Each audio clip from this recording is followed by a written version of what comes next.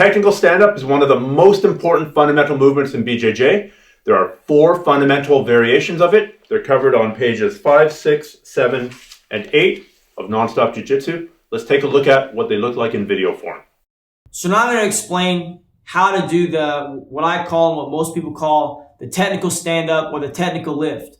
And usually people learn this in a self-defense context, and I'm going to show that. But we're also going to be using that all over in jiu-jitsu and grappling in general. So to look at the basic version, if we looked at it in a self-defense context, what happens is I'm down, my opponent is standing, and I need to find a way to stand up effectively without getting injured. So what I'm going to do is I'm going to have a good base. So technical stand-up always involves, no matter how I use it, it's always going to be the same in that I'm going to have a post on each side of my body. I'm going to have one leg posted and then my arm posted as well. And so I'm going to have my leg posted, my arm posted. I'll generally have my arm placed on top of my leg, so I'll be able to cover my head if I need to.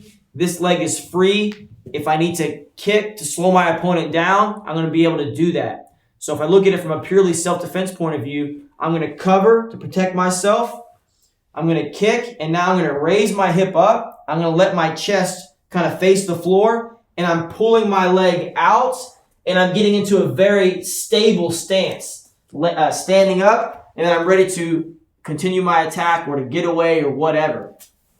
One common problem that people have is that they don't come to a strong base. What they do is they put their foot right here maybe, and then as they try to stand up, they're gonna fall back down because their base is weak, or they won't allow their chest to turn, so they'll try to go like this, which again, you're gonna be off balance here. So one thing you need to do is when I'm here, allow your body to turn so that your hip and your leg can rotate out. So 1, I raise the hip, bringing this leg out, and now I'm raising up into my stance here. So that's probably the way that most people learn it. However, we actually use it a couple different ways. So there's 3 other ways that I like to break this down. One is what I would call the 3/4 technical stand-up. So it's almost exactly the same, except instead of pulling my foot all the way out, I'm just going to put my knee out. So I'm just going to go here, I'm going to raise, and I bring just my knee out. And from here, depending on what technique I was doing to follow through with, I might go forward, I might stand up from my knee. But again, it's almost exactly the same, but instead of putting my foot on the ground, I'm going to put my knee on the ground. So just a little bit shorter movement right there. And then I can either stand or move forward, depending on what technique I was using this in. We also have what I call a half technical stand-up. So instead of using my hand on the mat, I'm going to use my elbow. So I may be down a little bit lower. I'm on my elbow here. For me to go from my elbow to my foot, even though, that's possible, for me it's a little uncomfortable and it's hard. So I might be able to go like that, but I feel like it's very uncomfortable. So I'm going to go from my elbow to my knee.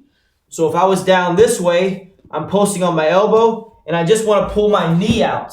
And then again, now I can work myself up, either standing up all the way, or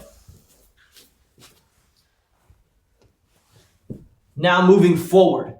So that's what I call the half technical stand. And then the last one that I do is one that I don't see a lot of people talk about.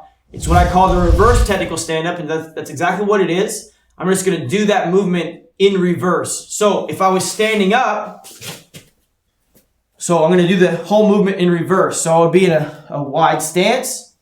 I would put my hand on the mat, cover, slide my leg through, and then I'm back to this stance.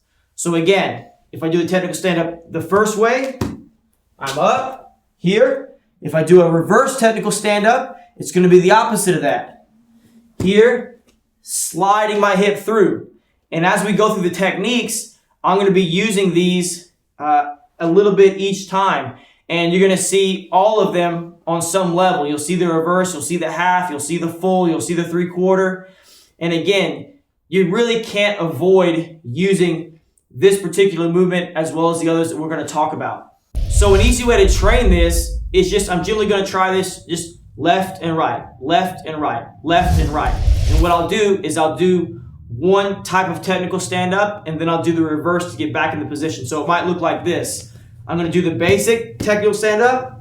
I'm going to stand up and then I'm going to do the reverse to get back in position. And then I would switch and go to the other side, coming all the way up, all the way down. Now this time, when I come to this side, I might do the 3/4 here, standing all the way up this time, and now doing in reverse, go to the other side, do the 3/4, stand all the way up, going back down, doing the reverse, and then again I would do the half, getting to my knee, maybe this time only coming up here, and then going back down, doing the reverse, other side, elbow to the floor, raising the hip, here, coming up, going back down in that reverse action. And I might do this as a warm-up, maybe 2 or 3 minutes before class or before I started rolling, maybe before everyone got onto the mats and I had a little time to myself, just to get these movements perfected as much as possible.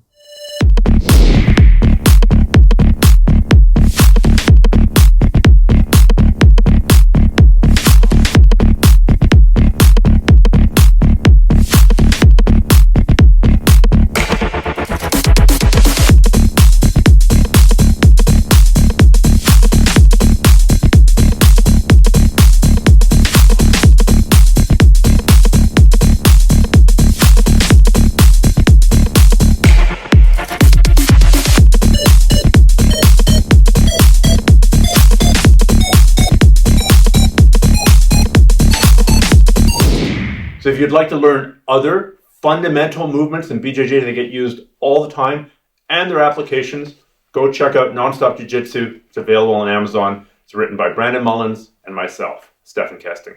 Take care.